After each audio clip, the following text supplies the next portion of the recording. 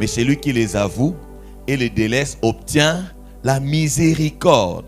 Alléluia. Vous savez, pécher, c'est pas seulement aller voler. Pécher, ce n'est pas seulement aller prendre la cigarette, aller prendre la femme d'autrui ou l'homme d'autrui.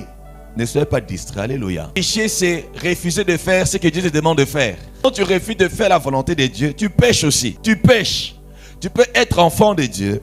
Tu entreras aussi au ciel, mais il y aura des récompenses que tu ne recevras pas. Parce qu'il y a des choses que Dieu t'avait demandé de faire que tu n'avais pas fait. C'est un péché. Là pourquoi chaque jour, Dieu nous renouvelle ses bontés et ses compassions afin de nous permettre à chacun d'entre nous de pouvoir se recadrer, de pouvoir se repositionner, de pouvoir se repentir. S'il y a quelque chose que je refusais de faire suivant la volonté de Dieu, que j'apprenne à pouvoir le faire.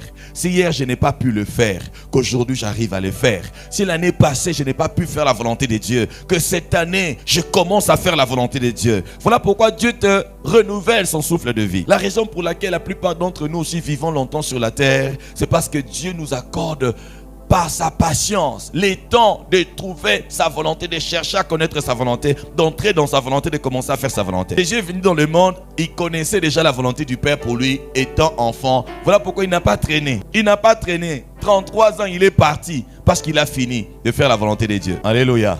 Élie, quand il a voulu la mort, quand il fuyait, comment il s'appelle, elle s'appelle Jézabel. Quand Élie fuyait, il a demandé la mort. Mais Dieu dit, tu ne meurs pas, tu ne vas pas mourir. Alléluia. Il lui envoie la nourriture, mange. Et avec la force que tu as, il a marché, il a continué. L'ange lui a dit, la route, le chemin est long. Il devait oindre de roi. Il devait oindre celui qui devait le remplacer. Ce n'est qu'après cela, quand il a fini ce qu'il devait faire, le char de feu est venu le chercher. Tu ne mourras pas sans accomplir la volonté de Dieu pour ta vie au nom de Jésus. Tu ne mourras pas sans accomplir la volonté de Dieu pour ta vie au nom de Jésus. Voilà pourquoi il prolonge ta vie. Quelqu'un va se dire, moi j'ai déjà tel âge. Oh, ne sois pas découragé, ton âge n'est rien. Tu n'es pas plus âgé qu'Abraham quand il a commencé à marcher avec Dieu. Abraham avait 75 ans quand Dieu l'a appelé. Alléluia.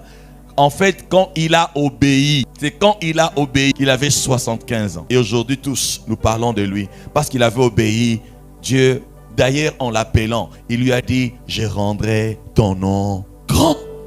Je rendrai ton nom grand. Ceux qui obéissent à Dieu, Dieu rend leur nom grand. Toi, ton nom là deviendra une griffe dans le nom de Jésus. Alléluia. Alléluia. Non pas pour te glorifier, mais à cause de la gloire de Jésus dans ta vie. À cause de la gloire de Jésus dans ta vie.